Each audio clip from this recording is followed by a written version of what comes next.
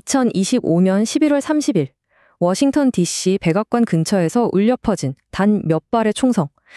이게 전 세계 이민의 역사를 통째로 바꿔버릴 바로 그 방아쇠가 될 줄은 정말 그 누구도 예상하지 못했습니다.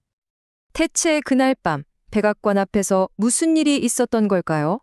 어떻게 한 망명자가 쏜 총이 한 나라의 국경을 걸어 잠그고 수백만 명의 운명을 뒤흔드는 이 거대한 폭풍으로 번져 나간 것일까요? 사건이 터지고 정말 몇 시간도 채 지나지 않아서 트럼프 대통령이 자신의 SNS에 이 한 문장을 올립니다. 이건 그냥 화가 나서 한 말이 아니었어요. 이건 미국의 이민 시스템 전체를 뿌리부터 뒤흔들겠다는 거대한 계획의 시작을 알리는 신호탄이었던 거죠. 자, 그럼 모든 것의 시작이었던 그날 사건부터 한번 되짚어보죠. 도대체 뭐가 트럼프 행정부한테 이렇게까지 극단적인 조치를 취할 명분을 줬는지 팩트부터 정확히 짚고 넘어가야 합니다. 가해자는 아프가니스탄 출신의 망명자였습니다. 그러니까 이 사람이 2021년에 미군이 철수할 때 아프간 협력자 자격으로 미국에 들어왔고 2025년 초에 망명 허가를 받은 인물이에요. 바로 그가 백악관 근처에서 경계 근무를 서던 주 방위군을 향해 총을 쏜 겁니다. 한 명은 목숨을 잃고 다른 한 명은 중태에 빠졌죠. 이 비극적인 사건이 바로 이 거대한 반이민 정책의 도화선이 된 겁니다. 자, 여기서 정말 우리가 주목해야 할 부분이 있습니다. 어떻게 한 개인의 범죄가 이렇게 순식간에 국가 전체를 향한 거대한 정책 선언으로 이어질 수 있었을까요? 그 속도, 그리고 그 규모, 이건 이전에 본 적이 없는 수준이었습니다. 트럼프 대통령은 그냥 이민 중단 선언에서 그친 게 아닙니다. 이전 바이든 행정부 때 승인됐던 수백만 건의 망명 신청을 전부 다 재검토하겠다고 했고, 심지어는 미국의 평화를 해친다고 판단되면 시민권까지 뺏을 수 있다는 식으로 말을 했어요.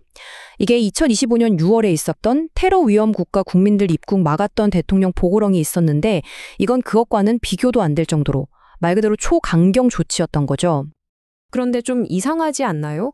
행정부가 말하는 제3세계라는 게 대체 어디를 말하는 걸까요?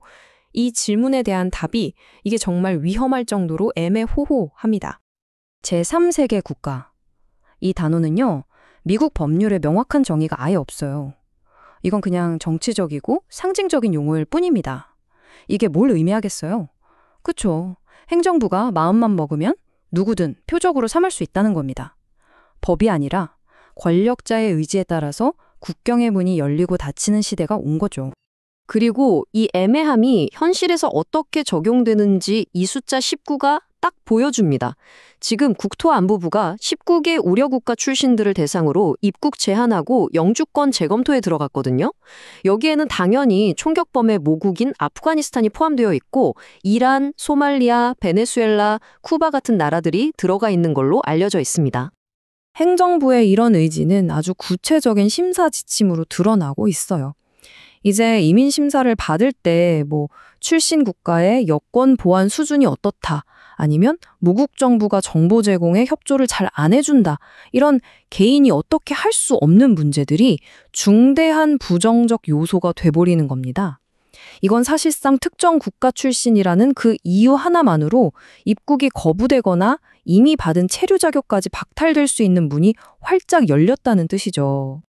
자, 그럼 이제 이 조치가 공식적인 타겟을 넘어서 미국 이민 시스템 전체에 어떤 영향을 미치고 있는지 한번 보죠. 한마디로 냉각 효과, 딱 이 단어로 요약할 수 있습니다. 트럼프 행정부는 계속해서 망명 신청자나 특정 국가 출신만 겨냥하는 거라고 말은 해요. 하지만 실제 영향은 전혀 다릅니다. 유학생, 연구원, 전문직 취업비자 가진 사람들까지. 사실상 미국 이민 시스템을 거치는 거의 모든 사람이 그 영향을 받고 있는 거죠. 미국에 짐이 되는 외국인은 쫓아낸다는 메시지가 계속 나오니까 이 시스템 전체에 불확실성이라는 짙은 안개가 낀 겁니다. 이것 때문에 전문가들이 말하는 이른바 미국 리스크 프리미엄이라는 게 생겨나는 겁니다. 이게 무슨 말이냐면 언제 정책이 뒤바뀌어서 내 학업이나 경력이 하루아침에 중단될지 모른다는 불안감. 바로 이것 때문에 전 세계의 똑똑한 학생들, 유능한 인재들이 더 안정적인 캐나다나 호주, 유럽 같은 곳으로 발길을 돌리기 시작했다는 거죠. 이렇게 거대한 변화의 흐름 속에서 저희는 사건의 본질을 놓치지 않고 계속해서 추적하겠습니다. 이 진실을 파헤치는 여정에 함께하고 싶으시다면 잠시 시간을 내서 구독과 알림 설정 꼭 부탁드립니다. 자, 그렇다면 이 모든 상황이 우리 한국에게는 어떤 의미일까요? 물론 한국이 직접적인 제재 대상 국가는 아니에요. 하지만 그 간접적인 파도는 피할 수가 없습니다. 크게 세 가지 위험을 생각해 볼 수 있어요. 첫째, 행정력의 전부 명명심사에 쏠리면서 유학생이나 취업비자 심사가 지금보다 훨씬 더 오래 걸릴 거라는 점. 둘째, 우려국가 명단은요, 정치적인 상황에 따라서 얼마든지 늘어날 수 있거든요. 그러다 보면 우리 한국인에게도 추가 서류를 요구한다거나 면접을 강화하는 식의 간접 규제가 생길 수 있습니다. 그리고 마지막으로 이런 반이민 정서가 퍼지면서 아시아계 전체를 향한 혐오 범죄가 늘어날 수 있다는 아주 현실적인 우려가 있습니다. 여기서 중요한 건 이 위기가 우리에게 전략적인 전환을 요구하고 있다는 사실입니다. 이제 유학이나 이민은 무조건 미국이라는 공식에서 벗어나서 다른 대안을 찾아봐야 하고요. 또 미국에서 돌아오는 우리 인재들을 제대로 품을 수 있는 리턴 프로그램 같은 걸 강화해야 합니다. 동시에 외교적으로는 우리 국민을 보호해달라고 계속 목소리를 내고 우리 스스로도 이민 정책을 더 정교하게 다듬어야 할 때가 온 거죠. 결국 한 발의 총성에서 시작된 이 나비 효과가 이제 전 세계인의 이동과 기회라는 아주 근본적인 질문을 우리에게 던지고 있습니다.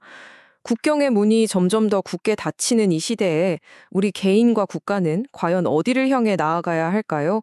세상의 이 복잡한 진실, 저희가 끝까지 파헤쳐서 설명해 드리겠습니다. 구독으로 저희와 계속 함께 해주십시오.